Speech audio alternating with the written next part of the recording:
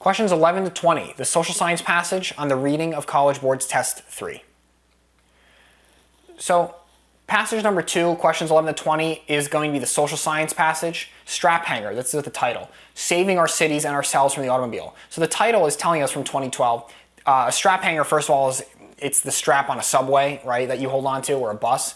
Saving our cities and ourselves from the automobile. We have to save ourselves and in turn the cities from the automobiles. I guess the automobile is bad for cities. We're going to have to read this passage pretty objectively. These science and social science passages are very objective in nature. They just tell us facts. They tell us results from studies. They tell us results from experiments. We get insight from experts.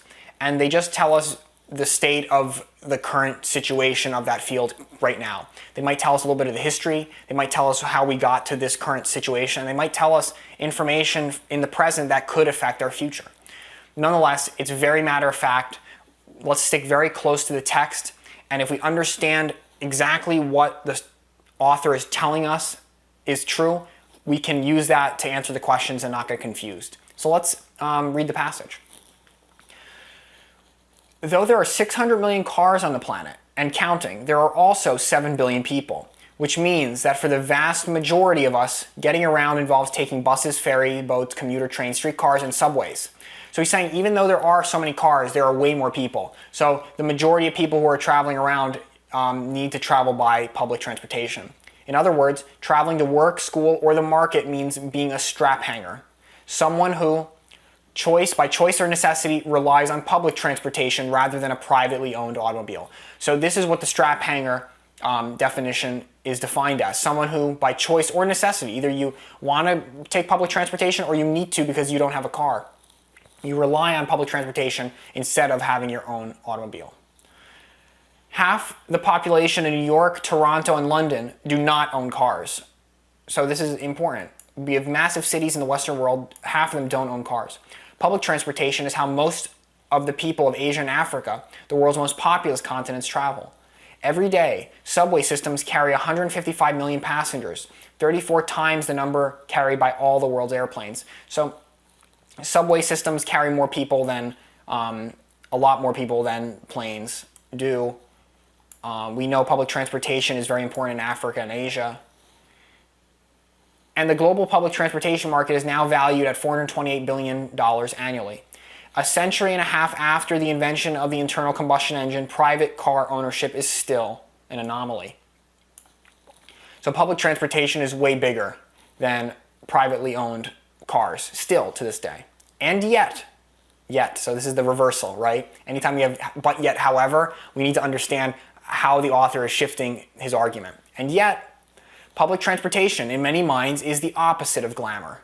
So even though public transportation is relied on way more than private car ownership, and more people use public transportation than any other method of transportation in the world, and yet it is the opposite of glamour, a squalid last resort for those with one too many impaired driving charges, too poor to afford insurance, or too decrepit to get behind the wheel of the car. So it's saying this is the image of public transportation is very bad. That it's often seen for people who don't have money, people who are old, or people who can't drive. In much of North America, they are right. So in North America, they're right. Taking transit is a depressing experience. Anyone who has waited far too long on a street corner for the privilege of boarding a lurching, overcrowded bus, or notice the word choice here. Privilege, like it's ironic, the privilege of boarding a lurching, overcrowded bus, right? No one wants that. Or wrestled luggage onto subways and shuttles to get to a big city airport, knows that transit on this continent tends to be underfunded, ill-maintained, and ill-planned. So public transportation on the northern hemisphere of this continent, North America, tends to be underfunded, ill-maintained, and ill-planned. Given the opportunity, who wouldn't drive? So he's bringing up the option like, hey, based on this system that currently exists, why wouldn't you want to drive? It seems like driving is the only option that makes sense. Hopping in a car almost always gets you to your destination more quickly. So this paragraph is almost like accepting, line 20 to 34, is almost accepting the fact that public transportation is not as good in certain parts of the world as private car ownership. He's saying, why wouldn't you want to drive instead of experiencing this horrible public transport nightmare? It doesn't have to be like this. So now he's providing that guiding light. It doesn't have to be like this. Done right, public transport can be faster, more comfortable, and cheaper than private automobiles. So this is the thing that he's admitting. Done right, public transportation can be faster, more comfortable, and cheaper than private automobile. In Shanghai, German-made magnetic levitation trains skim over elevated tracks at 266 miles an hour, whisking people to the airport at a third the speed of sound. Wow. In provincial French towns, electric-powered streetcars run silently on rubber tires, sliding through narrow streets along a single guide rail set into cobblestones. From Spain to Sweden, Wi-Fi-equipped high-speed trains seamlessly connect with highly ramified metro networks, allowing commuters to work on laptops as they prepare for same-day meetings in West-distant capital cities. So we're talking about, like, in rapid succession, all around the world, the amazing benefits and the amazing opportunities that exist for public transportation, the luxuries and amenities that these types of transport afford.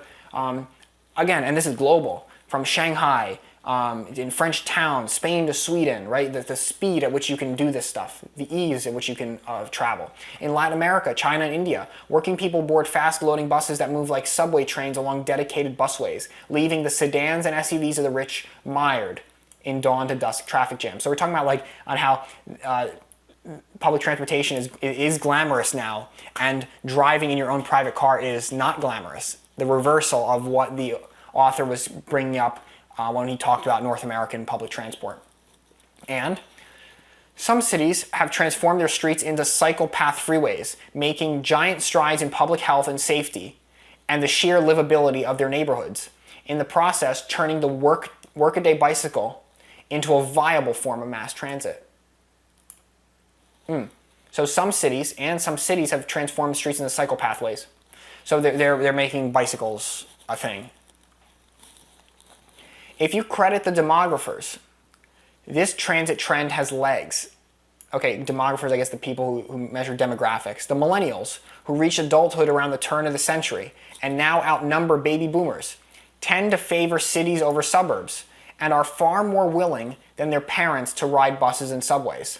So millennials, people who were born, who became adults around 2000, tend to favor cities, and they're more willing to ride buses and subways. Part of the reason is their ease with iPads, MP3 players, Kindles, and smartphones. You can get some serious texting done when you're not driving.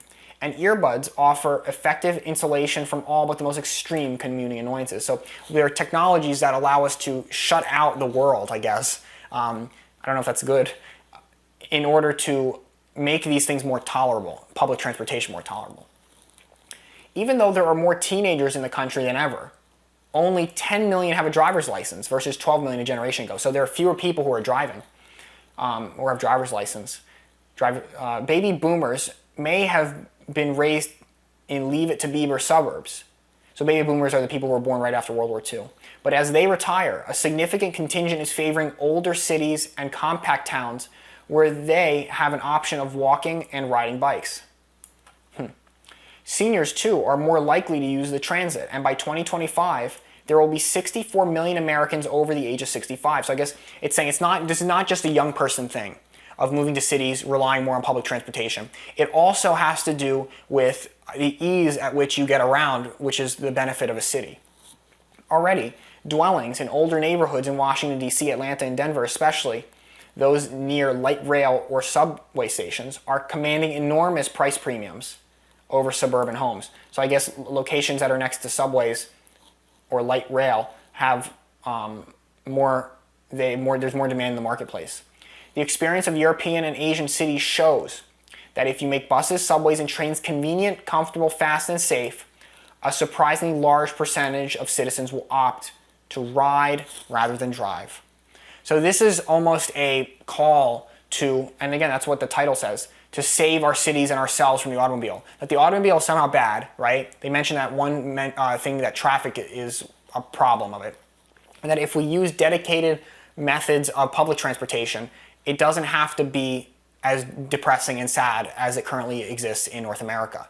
That if we take a look at other countries and we look at the way that our country or at the world is changing, the demographics of our country are changing, we realize that there might be more viable public transport options.